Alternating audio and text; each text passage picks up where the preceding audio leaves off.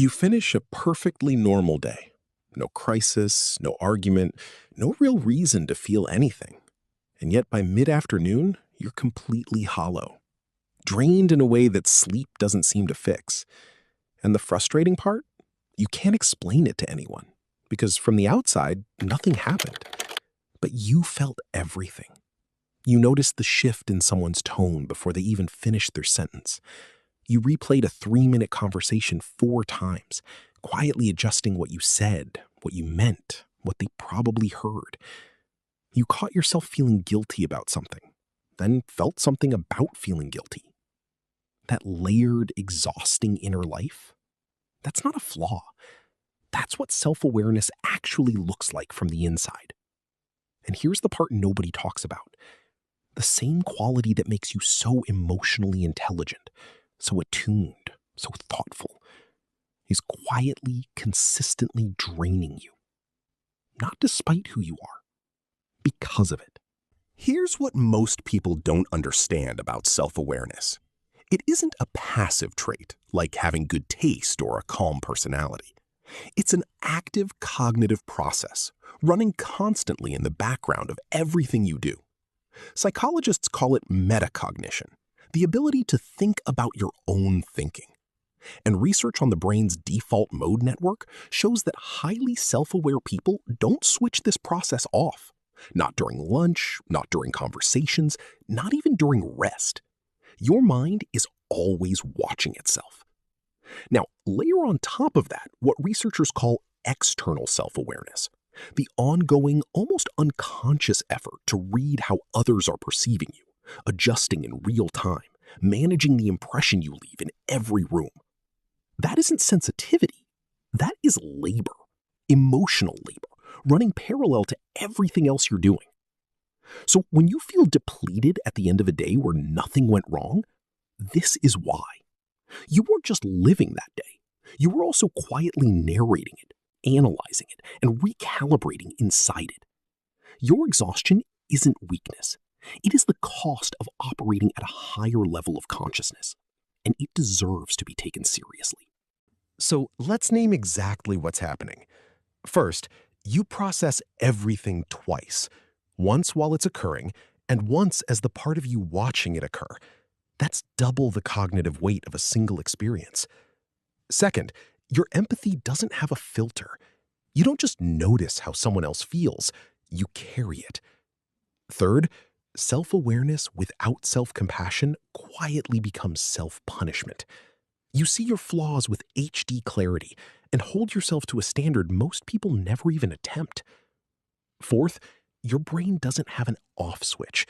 The same introspection that gives you insight keeps your nervous system in a permanent low-grade hum of alertness. And fifth, perhaps the loneliest one, you see dynamics, patterns, and undercurrents in rooms that others simply don't notice. And when you see what others can't, real connection starts to feel like a translation you're always doing alone. Let's go one level deeper, because what you're experiencing isn't metaphorical, it's neurological. Your brain has a system called the default mode network, the neural circuit that activates during self-reflection, mental simulation, and social thinking. In most people, it quiets down when they focus outward. In highly introspective people, research suggests it stays persistently active, running even when you're trying to rest, socialize, or simply be present. That sustained activation has a physiological cost. It elevates cortisol over time, keeps the brain in a state that mimics the fatigue of solving complex problems for hours. Except you were just sitting in a meeting, or having dinner, or watching something you don't even remember. The science is simply confirming what your body already knows. You are doing more than it looks like, more than most people around you are doing. So now that you understand why, here's how to stop fighting yourself. Most self-aware people never get taught this, and it costs them years of unnecessary depletion. These are the 4 practices used by therapists, high-performance coaches, and emotionally intelligent leaders to carry their gift without being consumed by it. First, schedule your reflection. Contain introspection to specific windows, morning or evening, instead of letting it bleed through the entire day. Second, practice observer detachment.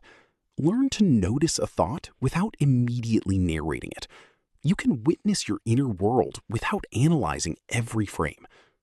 Third, offload at day's end.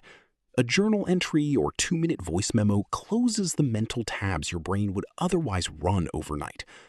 And fourth, the one most analytical people resist, apply the selective depth rule.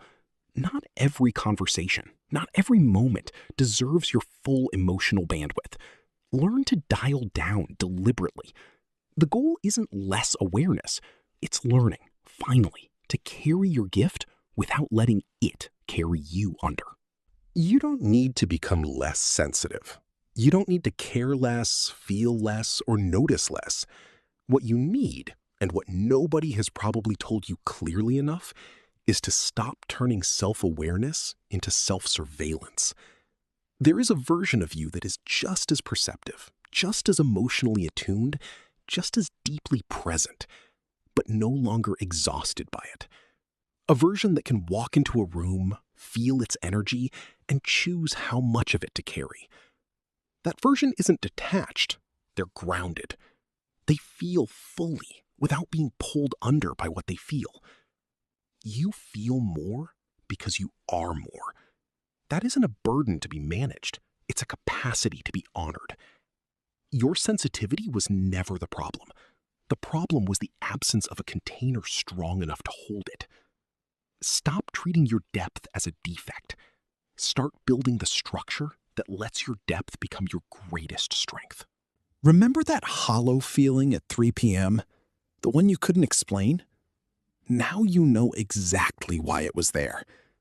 You came into this video exhausted and confused about something that felt too abstract to name.